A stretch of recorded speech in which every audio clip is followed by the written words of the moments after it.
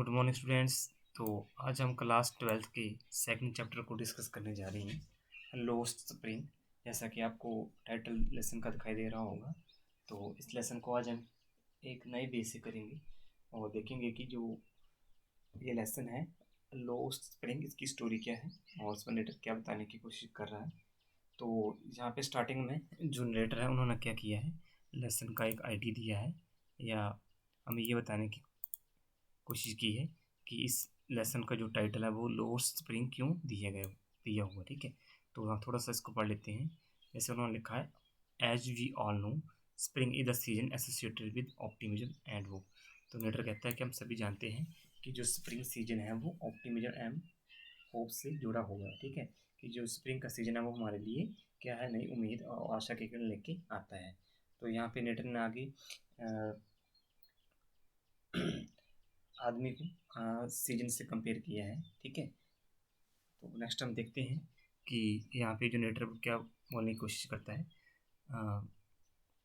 तो नेटर इस लेसन में ये बताने की कोशिश करता है कि जो मॉडर्न डे में चाइल्डहुड है, ओके, मॉडर्न डे में चाइल्डहुड है वो क्या किस तरह किस तरह उसका एक्सप्लॉयटेशन हो रहा है। ठीक है, क्या हो रहा है कि जो बैकवर्ड और डिप्राइव पीपल हैं या उनके जो बच्चे हैं उनको छोटी उम्र में ही क्या है काम करना पड़ रहा है, जिसकी वजह से उनका जो बचपन है वो खो रहा है। तो ये जो चैप्टर है लोस्ट स्प्रिंग, ये ऐसे बच्चों की स्टोरी से ही रिलेटेड है। आगे चैप्टर में दो कैरेक्टर्स आएंगे, साहिब और मुकेश। तो नरेटर हमें इन्हीं के बारे में बताता है। तो ज़्यादा टाइम ना वेस्ट करते हुए हम आगे बढ़ते हैं और चेक करते हैं कि यहाँ पे जो नरेटर था वो कौन था और उसने कभी ये लेसन लिखा था। सो आगे यहाँ पे लेसन में आएगा।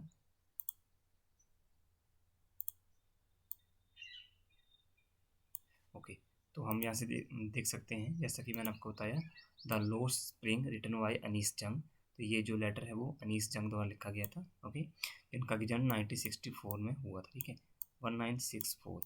तो इनका जो जन्म है वो 1964 में हुआ था इन इंडिया, या हम बोल सकते हैं कि उड़ीसा में इनका जन्म हुआ था। Talks about the national shame of children being forced to be live a life of poverty and exploitation. तो यहाँ पे जो एनीस जंग है वो इस लेसन में किस बारे में बात करते हैं कि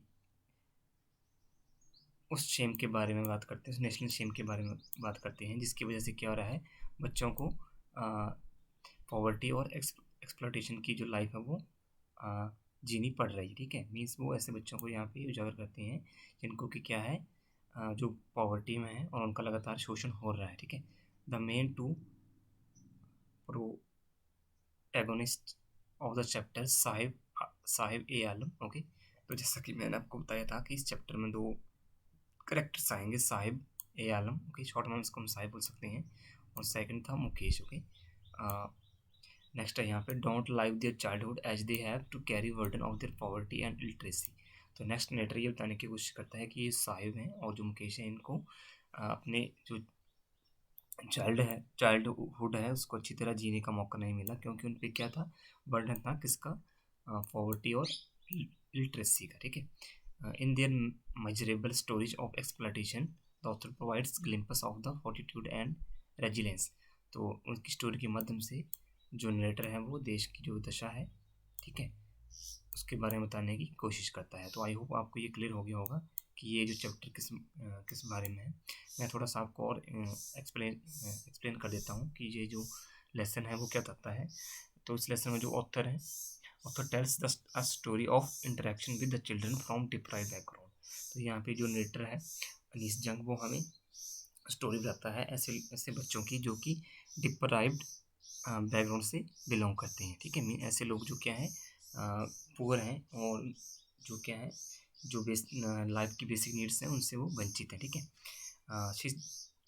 ही describe the poor children, the poor condition and life in an interesting manner. तो ये जो राइटर थे अनीस जंग वो ऐसे बच्चों की लाइफ को बड़े ही इंटरेस्टिंग मैनर से पेश करते हैं। ओके, तो नेक्स्ट हम देखते हैं कि यहाँ पे जो नरेटर के बारे में क्या कहे गए हैं। ओके, तो यहाँ पे ऑथर के बारे में बताया गया, जैसा कि मैंने अभी आपको बताया कि इसका जो ऑथर था वो था अनीस जंग। ओके, एक इंडियन फीमेल ऑथर है। ठीक है, इंडियन फीमेल ऑथर है। ओके, और उनका जन्म कहाँ हुआ था? राउरकेला, ठीक है, ये रही जगह, ये मैंने आपको बता दी थी। ओके, और ये जन्म उनका 1964 में हुआ था, यानी 1964 में हुआ था। तो ये तो मैंने आपको पहले डिस्कस कर दिया। देन इनके कुछ जो वर्क हैं वो यहाँ बताऊँगा, जैसे unveiling India, night of the new moon, okay, Muslim women in India, seven sister, breaking the silence, ठीक है। ये कुछ इनकी बुक्स थी जो काफ़ी ज़्यादा फेमस रही थी, बट हमें ये एग्जाम में नहीं आता। ये तो बस आपको ऑथर के बारे में थोड़ा सा बता दिया गया है कि ऑथर कौन था और किस तरह उन्होंने लेसन को लिखा है, ठीक है। तो अब हम आगे बढ़ते हैं लेसन में।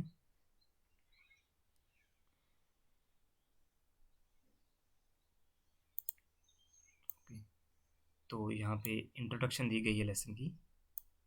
ओके, तो इंट्रोडक्शन को हम चेक कर लेते हैं एक बार। Okay, the story Lost Spring deals with the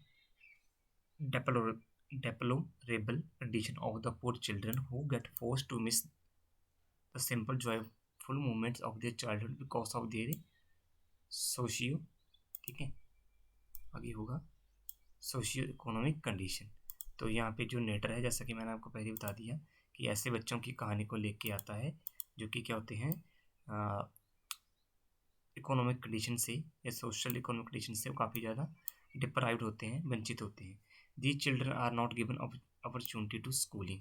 तो नेक्स्ट नेटर कहता है कि ऐसे बच्चों को अपनी जो स्कूल एजुकेशन है उसको पढ़ने का मौका भी नहीं मिलता है या अवसर नहीं मिलता है। And are compelled to start working in early life, और उन्हें कंपेल किया जाता है यानी कि मजबूर किया जाता है to start working early in life. उनको लाइफ की अर्ली में ही क्या है, काफ़ी ज़्यादा काम करना पड़ता है। The author Anis Jung strives hard to eliminate child labor through her book। तो इस लेसन के माध्यम से जो हमारे ऑथर होते हैं अनीस जंग, वो क्या करने की कोशिश करते हैं कि ये जो चाइल्ड लेबर है इसको हम क्या करें, एलिमिनेट कर सकें, कि इसको हम डिस्ट्रॉय कर सकें या ख़त्म कर सकें। She propagates the education of children and enforce the strict law against the child labour by the government. तो वो ये सुझाव देते हैं आगे कि ये जो ऐसे बच्चे हैं जो डिप्राइव्ड हैं उनको क्या हो, कंपलसरी जो स्कूल एजुकेशन है वो मिले, और साथ में अगर कोई चाइल्ड लेबर करता है ऐसा बच्चा, और अगर कोई करवाता है तो उसके अगेंस्ट क्या हो, टफ डिसीजन लिए जाएँ, ठीक है, स्ट्रॉन्ग या हार्ड डिसीजन लिए जाएँ, ठीक है, स्ट्रिक्ट लॉ बनाए जाएँ। ओके, तो इतना पढ़ के आपको लेसन की स्टोरी के बारे में थोड़ा सा आइडिया हो गया होगा कि यहाँ पे जो स्टोरी है वह कैसी है, बैकग्राउंड, पूरे बैकग्राउंड वॉइस के बारे में। ओके, नेक्स्ट है the message is put on and the child exploitation and let all the children enjoy their days of spring and joy। तो जैसा कि मैंने आपको पहले बता दिया कि स्प्रिंग का मीनिंग यहाँ पे क्या है, चाइल्डहुड, ठीक है, कि जो क्या है नेटर ये मैसेज पुट करता है कि जो जितने भी डिप्राइव बच्चे हैं उनको क्या मौका मिले कि अपना वो बचपन है उसको आराम से जी सकें। ओके, सो नेक्स्ट टाइम यहाँ पे हम देखते हैं नेक्स्ट पैसेज में कि लेसन की स्टोरी आगे कैसे बढ़ती है।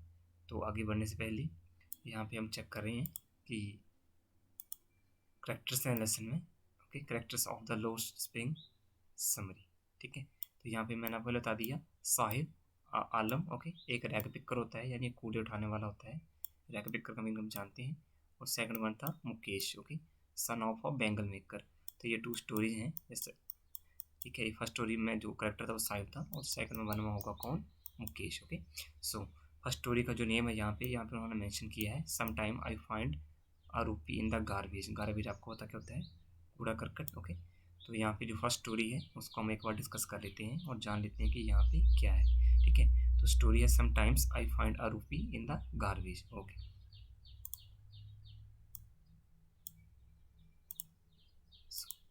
सो स्टोरी को हम आगे बढ़ाते हैं। तो यहाँ पे जो लेटर है वो क्या कहता है, the first part talks about the writer impression about the life of unfortunate ragpicker. तो इस स्टोरी का जो फर्स्ट पार्ट है वो हमें किसके बारे में बताता है, about the unfortunate life of ragpicker, कि जो कूड़ा उठाने वाले बच्चे होते हैं उनकी जो अनफॉर्चुनेट लाइफ होती है उसके बारे में हमें ये फर्स्ट पार्ट स्टोरी का बताता है। The ragpicker migrate from Dhaka and find a settlement in Seemapuri. तो ये जो रैग पिकर होता है यानी साहिब की बात हो रही है यहाँ पे, ये ढाका से आता है, ठीक है, ढाका या बांग्लादेश में है, तो वहाँ से ये आता है और अब ये कहाँ पे सेट हो जाते हैं, इन द सीमापुरी। सीमापुरी जगह है न्यू दिल्ली में, ठीक है, और ये जो जगह है ये स्लम एरिया है, इसको हम स्लम एरिया बोल सकते हैं। जितने भी पुअर पीपल हैं दिल्ली में लगभग ये इसी एरिया में रहते हैं।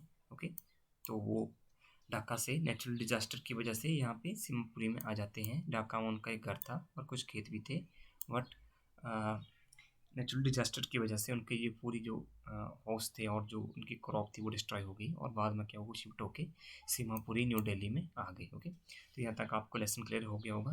देन नेक्स्ट है they end up losing their fields and homes due to storm. जैसा कि मैंने अभी आपको बताया कि वो दिल्ली में क्यों पहुँचे थे, क्योंकि उनका जो घर था वो और जो फील्ड्स थे वो डिस्ट्रॉय हो गए थे, किसकी वजह से, स्टॉर्म की वजह से। Then okay, and they then come to the big city to find a living what are poor. तभी क्या हुआ कि वो बिग सिटी में आ गई, यानी न्यू दिल्ली में आ गई, किस लिए, अपनी जो लाइफ को जीने के लिए, या जो लाइफ जीने के लिए एसेंशियल कमोडिटीज जो होती हैं उनको अर्न करने के लिए। वट आर पुअर, तो वो कैसे थे, अभी भी पुअर थे। The author then watches Saheb the rag picker every morning who is always scrounging for gold in her neighbourhood. Okay, तो आगे मैं बताऊंगा आपको कि गोल्ड यहाँ पे क्यों लिखा हुआ है। तो नेक्स्ट जो ऑथर है, ऑथर की जो फर्स्ट मीटिंग होती है रैग पिकर साहिब के साथ, वो कहाँ पे होती है, उसके पड़ोस में क्या होता है, जो साहिब होता है वो हर रोज़ आता था स्क्रॉनिंग में छानबीन करने के लिए, किसको, वो जो वहाँ पे गंदगी का ढेर होता है उसको स्क्रॉनिंग करने के लिए आता था, ताकि उसको वहाँ पे कुछ गोल्ड मिल जाए। ठीक है, गोल्ड का मीनिंग यहाँ पे क्या है, रुपी। ये यहाँ पे रुपी को गोल्ड नेटर ने इसलिए लिखा है क्योंकि गोल्ड रुपी तो वो एक आम पर्सन के लिए कि यहाँ पे उसको कूड़े में 1 रुपये मिल जाए या 5 या 10 रुपीज़ मिल जाए, बट उस साहिब के लिए अगर यहाँ पे 1 रुपये या 10 रुपये मिल रहे हो तो उसके लिए वो एज वैल्यूएबल है एज गोल्ड। ओके, इसलिए उस रुपीज़ को यहाँ पे नेटर ने क्या लिखा है, गोल्ड लिखा है। ठीक है, तो आप भी जब आंसर लिखेंगे तो आप उसको गोल्ड ही लिखेंगे, नॉट रुपीज़ लिखेंगे। ठीक है, ओके, सो नेक्स्ट देखते हैं हम। Garbage is actual the means of survival for the elders and it is something wrapped in wonder for children.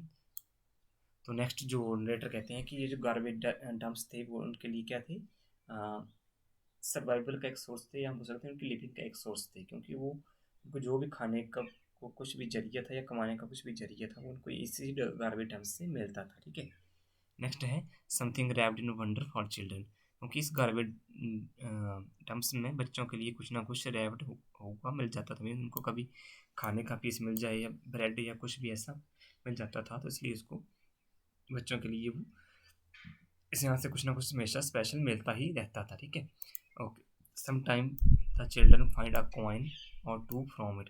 कई बार क्या होता था कि बच्चों को इस गार्बेज के डंप से 1 और 2 रुपीज़ मिल जाते थे। Even these kids have desire and ambition. Next letter कहता है कि यद्यपि इन बच्चों में क्या थी, डिजायर्स थी, ओके, और एम्बिशन थी। एम्बिशन मीन्स आकांक्षाएं थी कुछ, what they have no clue about how to achieve them, but उनके पास ऐसा कोई भी क्लू नहीं था कि वो अपनी जो उनकी एम्बिशन है या उनके जो डिजायर है वो कैसे वो पूरा करेंगे। ठीक है, नेक्स्ट है there are many things that are unreachable to them. तो नेक्स्ट लेटर कहता है कि वहाँ पे ऐसी काफ़ी ज़्यादा चीज़ें थी जो उन बच्चों के लिए क्या थी, अनरीचेबल थी, जो उनकी पहुँच से बाहर थी। ठीक है, क्योंकि फिलहाल तो ये बच्चे अपनी जो लाइफ की बेसिक नीड्स थी वो उनको भी नहीं पूरा कर पा रहे थे, यानी फूड वाटर और एक्सेट्रा। ठीक है, उनको ही नहीं पूरा कर पा रहे थे, तो जो लाइफ की अदर लग्जरियस थिंग्स हैं उनको वो कैसे अचीव कर सकते थे। फॉर इंस्टांस नेक्स्ट रेटर बताते हैं कि ऐसी कौन सी चीज़ें हैं जो उनसे दूर थी, जैसे शूज़, उनके लिए शू उनके पास शू भी नहीं थे, टेनिस, ठीक है, ना ही वो टेनिस खेल सकते थे, एंड सिमिलर स्टाफ, और इससे जो लेटर को चीज़ें थी उनके पास उपलब्ध नहीं थी। ठीक है, ना ही वो खेल सकते थे और ना ही वो शू वगैरह पहन सकते थे, क्योंकि उनके पास पैसे ही नहीं थे सर्वाइव करने के लिए। लेटर ऑन लास्ट में क्या होता है, Sahib start working at a tea stall. तो बाद में ये जो साहिब होता है वो एक टी स्टॉल पे काम करना शुरू कर देता है, where he earns 800 rupees per month. तो यहाँ पे क्या होता है, जो बाद में उसको सैलरी कितनी मिलती है टी स्टॉल पे साहिब को, 800 rupees per month, and also get to eat all the meal. साथ में लेटर को क्या था, सॉरी साहिब को क्या था, उसको एक वक्त का खाना और भोजन भी मिलता था, ठीक है। What the job takes away his freedom, but जब उस साहिब ने ये जॉब की तो उसने अपनी फ्रीडम को खो दी, ठीक है। ये हम आगे जानेंगे कि किस तरह ये जो साहिब था उसको ये जॉब पसंद नहीं थी, क्योंकि उसको किसी के डोमिनेंट के अंदर काम करना पड़ रहा था, ठीक है। वो खुद का कोई काम करना चाहता था या खुद का मास्टर बनना चाहता था, और वो ऐसा चाहता था कि उसको किसी के अंडर काम नहीं करना पड़े। तो ये फर्स्ट स्टोरी थी। आई होप ये स्टोरी आपको अच्छी तरह क्लियर होगी होगी। देन हम नेक्स्ट सेकंड स्टोरी की तरफ बढ़ते हैं। ओके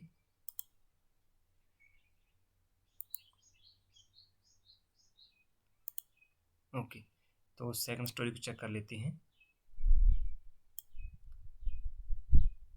तो सेकंड स्टोरी यहाँ पे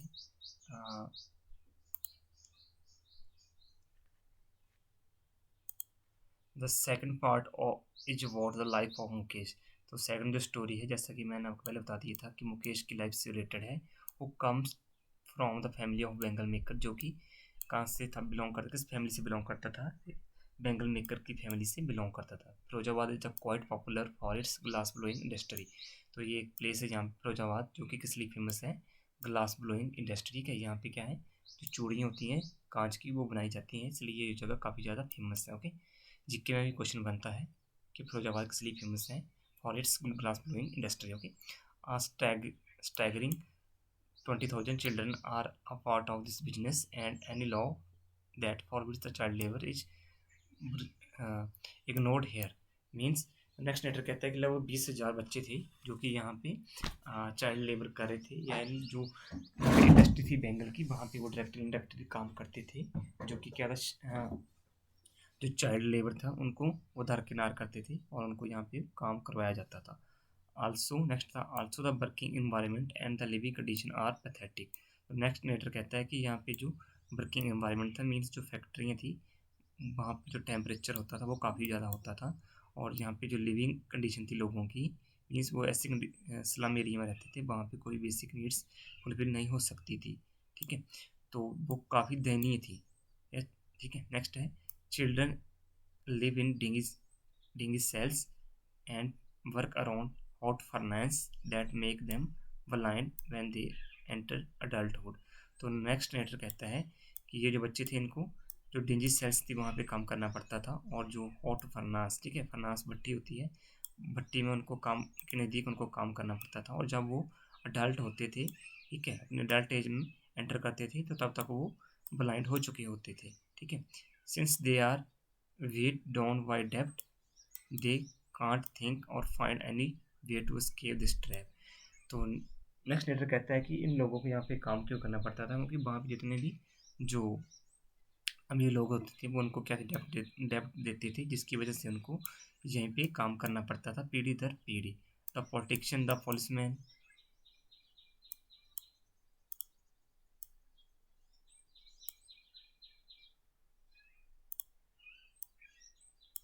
नेक्स्ट है यहाँ, ओके। तो नेक्स्ट कहता है जो भी वहाँ पे पॉलिटिशियन थे या पुलिसमैन थे या मिडिल मैन थे, मिडिल मैन का मीन गई यहाँ पे दलाल लोग, ठीक है। और जो ब्यूरोक्रेट्स थे, obstruct their way of progress.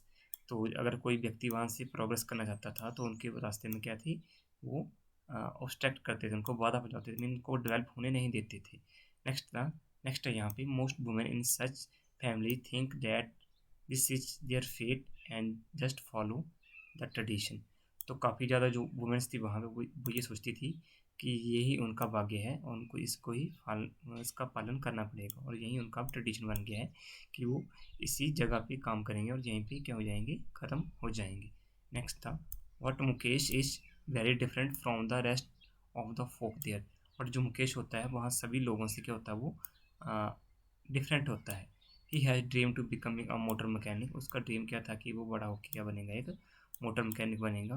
The garage is quite far from his house, but he shall he shall walk.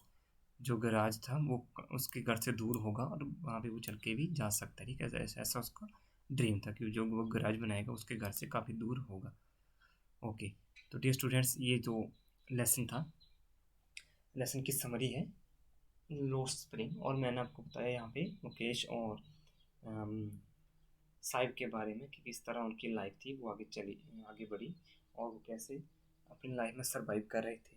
तो लेसन से रिगार्डिंग कोई भी आपको कन्फ्यूजन है या आपको लेसन का मतलब बुक रीडिंग ही पढ़नी है तब भी आप बोल सकते हैं, ठीक है। फिलहाल के लिए मैं आपको यही करवाता हूँ, ठीक है, शॉर्ट वे में, कि आपको थोड़ा सा आइडिया हो जाए कि लेसन में क्या स्टोरी है और क्या यहाँ से क्वेश्चन बनेंगे।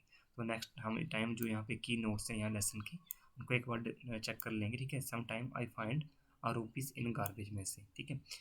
Okay, thank you.